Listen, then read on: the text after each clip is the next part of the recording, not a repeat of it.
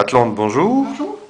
Alors vous souhaitez nous entretenir sur l'industrie agroalimentaire et les modes qui en découlent. Nous vous écoutons. Absolument. Je voudrais revenir sur ce sujet parce qu'il est crucial. On peut vraiment faire un parallèle entre la politique et l'industrie agroalimentaire. Déjà revenir sur les grandes lignes de ce qu'est devenu l'industrie alimentaire, du moins dans les pays occidentaux. C'est une massification de la production, donc on parle de milliers de tonnes annuelles. On parle aussi de financiarisation, hein. Les grands groupes sont de véritables cartels, ils ont leur holding au Luxembourg, etc. Donc ils ont des logiques de rentabilité qui n'ont rien à voir avec comment dire, la santé publique ou quoi. Bon, ils respectent les normes, mais globalement, ils utilisent des matières premières de qualité de plus en plus basse. Donc c'est pour ça que quand vous achetez maintenant un paquet de gâteaux, vous avez systématiquement des aigreurs d'estomac, et en plus vous payez assez cher, hein, le paquet. Bon, ça c'est pour vraiment redescendre au niveau de la ménagère.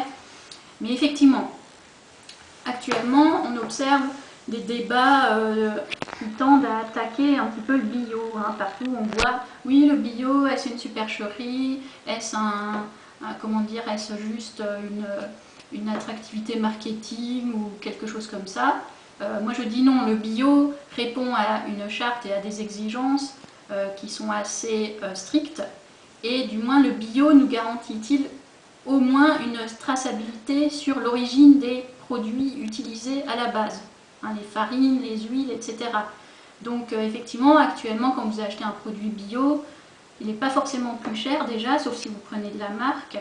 Mais si vous prenez de la marque de distributeur, vous pouvez accéder à un produit de qualité qui va avoir des qualités nutritionnelles correctes et qui ne va pas vous causer des agréments stomacaux, etc. Donc, je défends le bio, oui, ce n'est pas une position politique, je ne suis pas gauchiste ou de toutes sortes d'attributions voilà, qu'on donne aux gens qui consomment bio.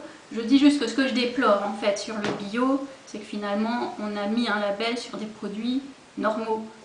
Hein, normalement, un gâteau normal avec de la farine normale qui n'est pas bourré de pesticides, etc., c'est quelque chose de normal. Et nous, on a mis un label là-dessus.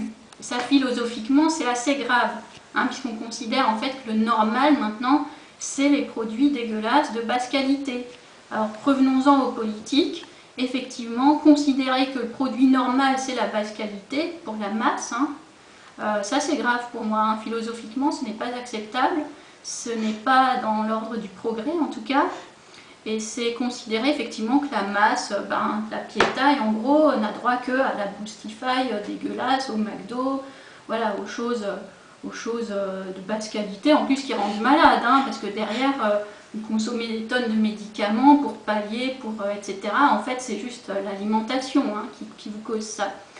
Donc, pour revenir, pour continuer là-dessus aussi, on observe actuellement, en contre-mouvement à la malbouffe, vous avez notamment les consommations de viande, la viande avec la maltraitance, les animaux qui mangent des farines de poisson, enfin c'est affreux. Tout le monde a vu les reportages, tout le monde est choqué. Donc vous avez de plus en plus de gens, avec leurs chantres et gourous qui passent dans les médias sans arrêt, qui vous disent, qui vous culpabilisent de manger de la viande. Vous mangez de la viande, vous encouragez la maltraitance, la malbouffe, etc. Non, non, je dis non. Si je mange mon steak correct d'un bœuf élevé en France, je n'encourage pas la maltraitance. Je suis omnivore comme tous les gens. J'ai besoin d'un petit peu de viande par semaine. Je peux en consommer un petit peu moins, mais je n'ai pas besoin de devenir végétarien, végétalien, je ne sais quoi. Donc il y a une véritable propagande complètement hystérique des végétariens actuellement. Et d'ailleurs en plus ils veulent vous enrôler sans arrêt là-dessus. Et en fait ils répondent de la mauvaise manière à l'industrie. C'est-à-dire ils ne disent pas on veut de la meilleure viande. Ils disent ah, puisque vous faites de la mauvaise viande, nous on n'en mange plus. Par contre, ils sont prêts à se gaver de graines, à calculer ce qu'ils vont manger, etc., à se priver finalement de plaisir et puis d'apports protéiniques vitaux, en cherchant des palliatifs ce qui est largement faisable, hein, il n'y a pas de souci. Sauf que ce sont des graines importées pour la plupart, hein. Le quinoa ça pousse pas en Europe, les pois chiches non plus, et que sais-je.